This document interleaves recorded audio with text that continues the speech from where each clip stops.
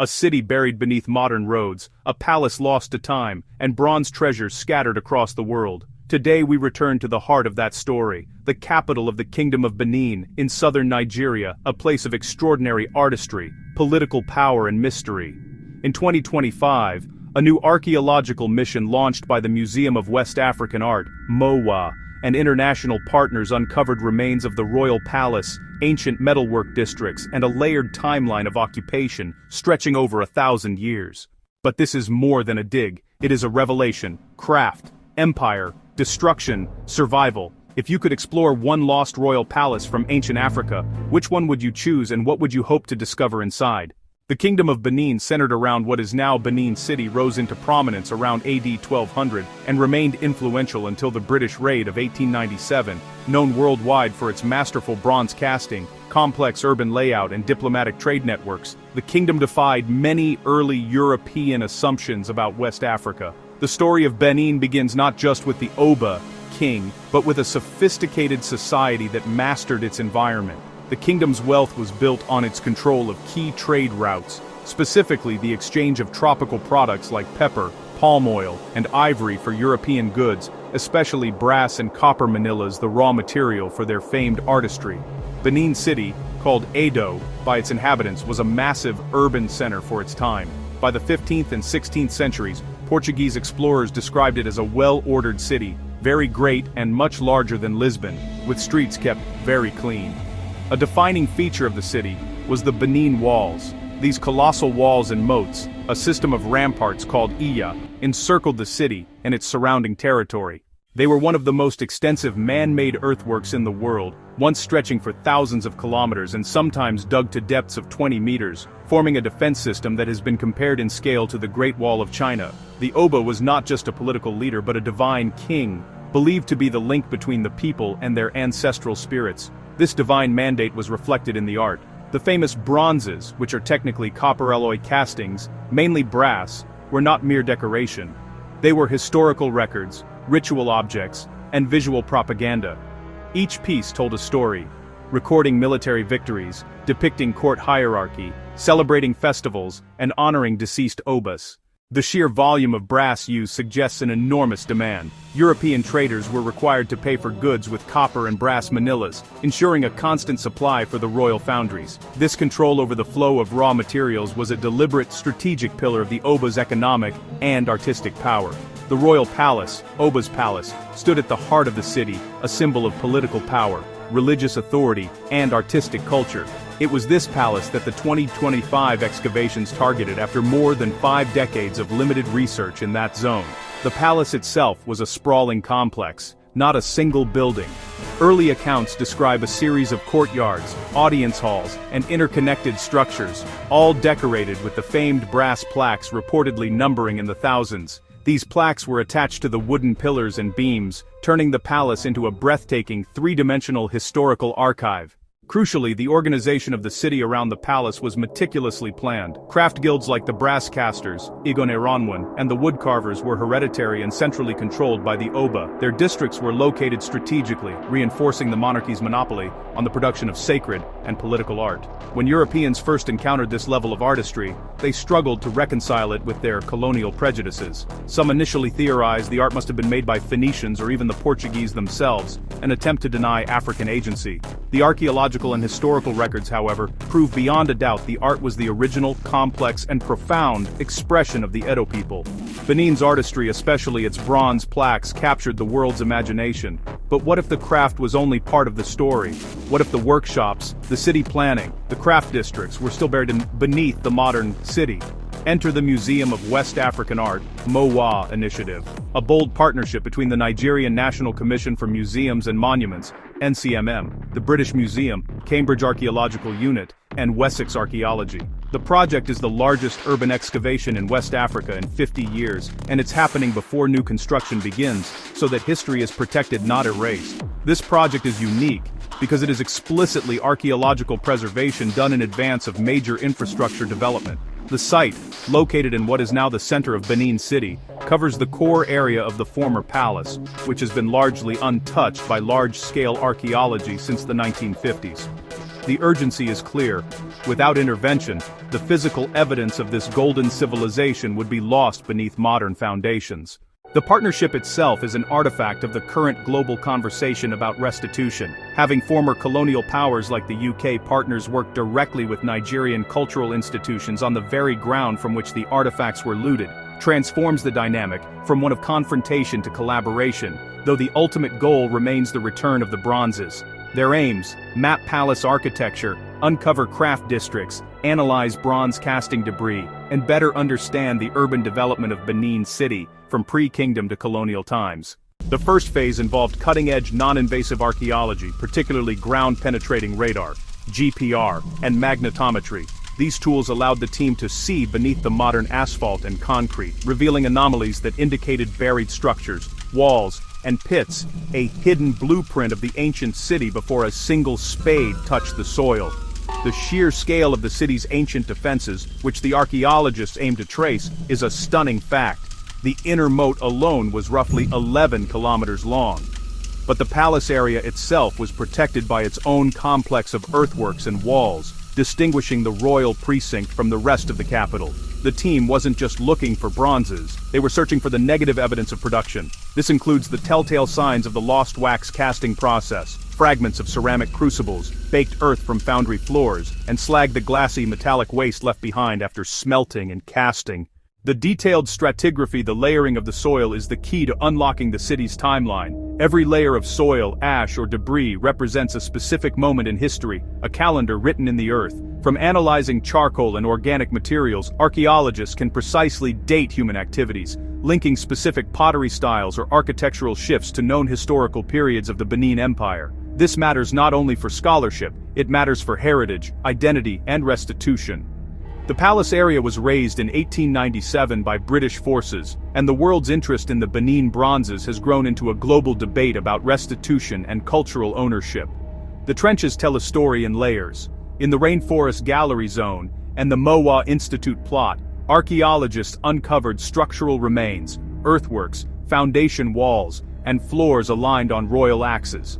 The alignment of these new foundations is remarkably consistent with the oral traditions and the few remaining historical maps of the 19th century palace. For instance, the uncovering of long, parallel foundation walls strongly suggests the location of major public courtyards and administrative halls, places where the Oba would conduct state business and receive foreign envoys. One of the most intriguing finds was a section of the floor made of pounded earth and oil, a durable, traditional building technique. This particular floor showed signs of intensive use and ritual cleansing, reinforcing its identification as a significant palace space.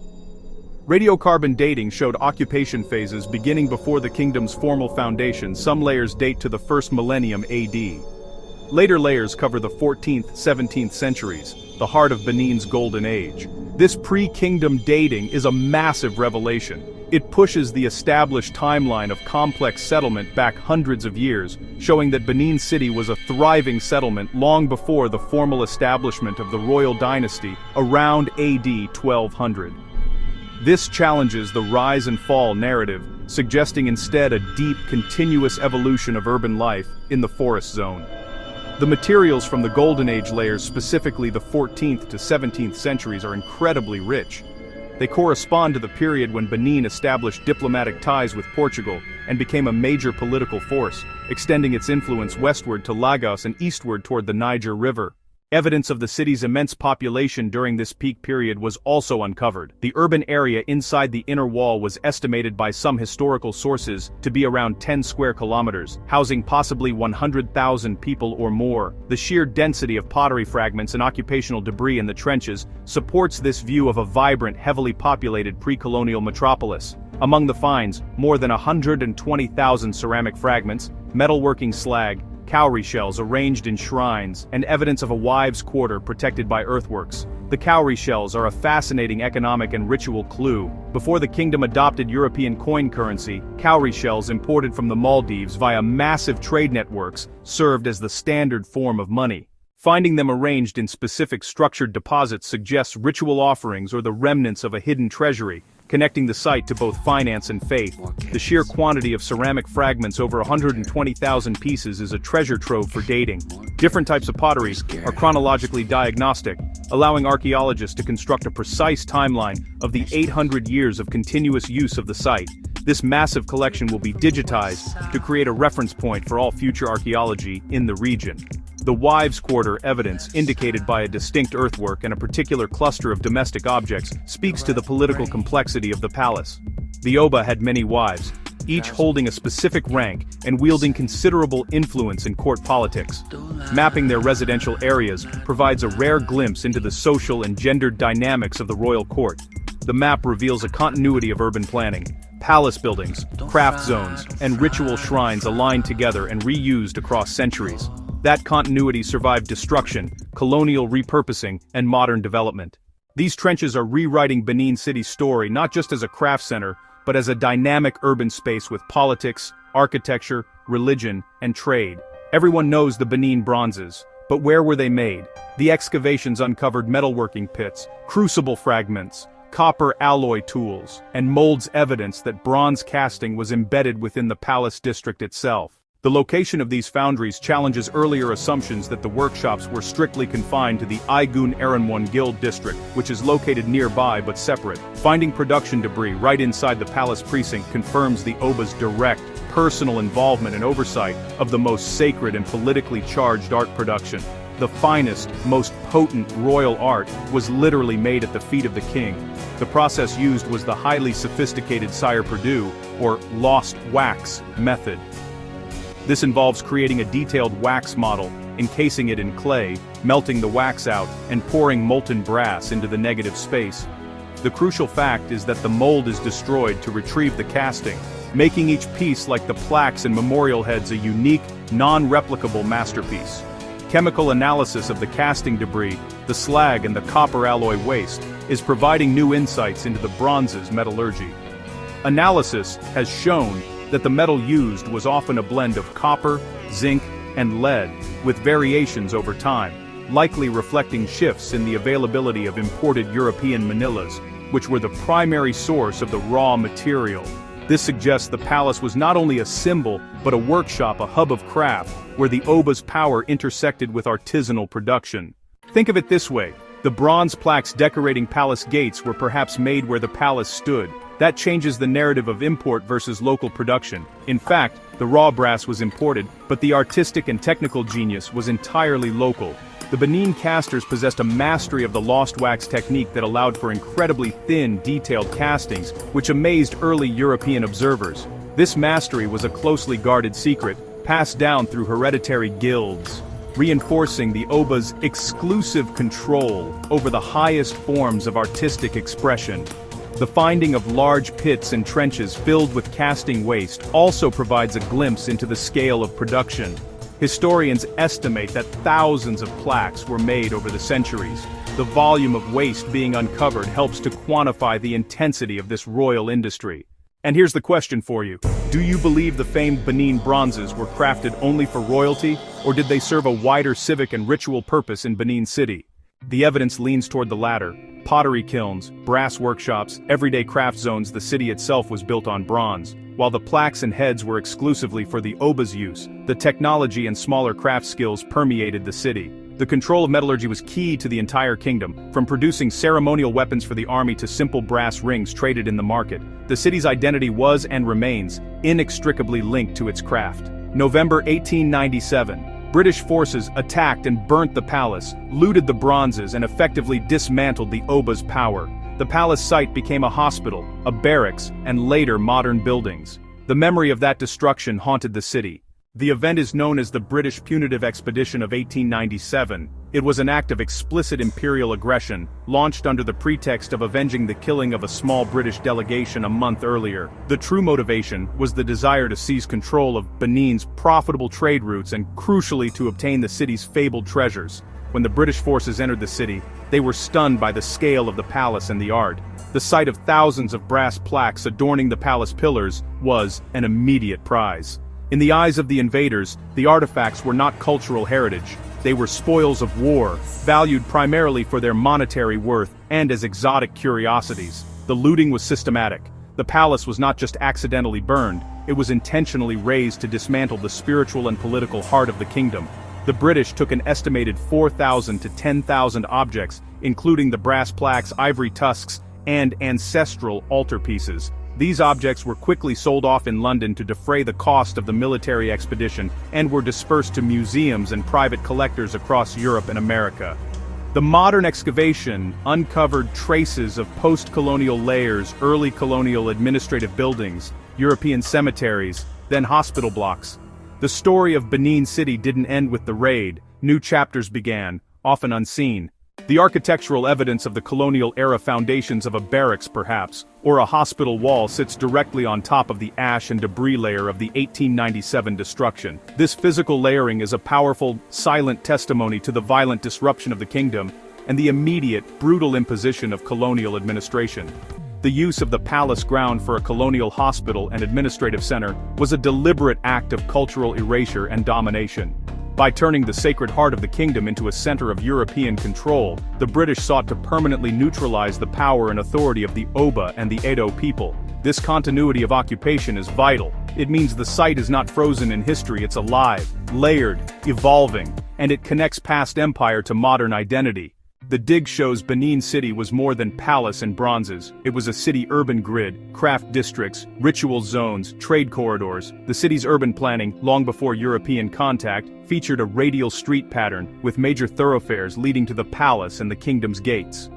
This sophisticated design included drainage systems and zones for different craft guilds, indicating a highly centralized and organized government structure capable of massive public works. In its heyday, Benin City was a crucial node in a vast West African trade network. Goods moved from the north, salt, textiles, and the coast, palm oil, fish, through the city, which acted as a customs and political hub. The city's wealth and stability allowed it to maintain this strategic role for centuries, despite the rise and fall of other regional powers. Why does this matter globally? Because West Africa's urban history has often been underrepresented in global narratives. This project gives Benin City a stratified timeline that rivals any in the world. The 1,000-year archaeological timeline rivals the urban history of many European cities. It forces a fundamental rethinking of what constitutes civilization, challenging the long-held colonial notion that large, complex, and technologically advanced cities were exclusively a European or Asian phenomenon. Benin City was a global metropolis. The meticulous recovery of everyday items, not just the royal bronzes such as fishing weights, cooking pots, and iron tools, completes the picture. It tells the story of the artisans, the traders, the soldiers, and the cooks who were the lifeblood of the empire, making it a story of people, not just kings. It raises themes of identity, restitution, heritage, and how we imagine civilization beyond Europe. Should modern museums display Benin bronzes in Europe, Nigeria, or both? What is the fair solution? The answer isn't simple, but the discovery gives weight to local scholarship, heritage agencies, and the voices of Edo people reclaiming their story.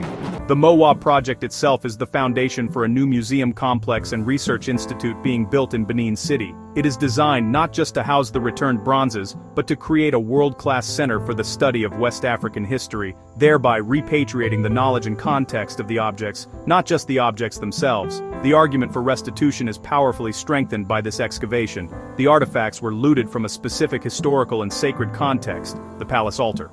Returning them to a new, secure, and world-class museum built on the ancient palace grounds completes the historical circle, reuniting the art with its place of origin and the living culture that created it. Why should you care about Benin City's buried palace? Because it reframes how we view civilization, artistry, and colonial history. Because every bronze plaque and casting pit has a story of human agency, not just kings, but makers. It matters because the discovery of an authentic pre-colonial African urban narrative disrupts the legacy of historical distortion. It replaces the colonial caricature with a vibrant, complex reality of political power, trade, and extraordinary technical skill. The physical evidence uncovered: the earthwork, the slag, the walls, is the final, undeniable witness. It is the counter-narrative to the colonial records, proving that the kingdom's history is written in the soil of Nigeria, not just in the ledger books of European museums. It reminds us that history is layered, contested, and dynamic, just like the ground under our feet. If you found this journey meaningful, please like the video, subscribe to Golden Civilizations, and ring the bell for more cinematic explorations of lost worlds. Which buried site would you love us to explore next? An African palace, a Mesoamerican city, or an underwater temple? Tell us in the comments. Until next time, keep exploring, keep questioning, keep discovering the ancient echoes of our world.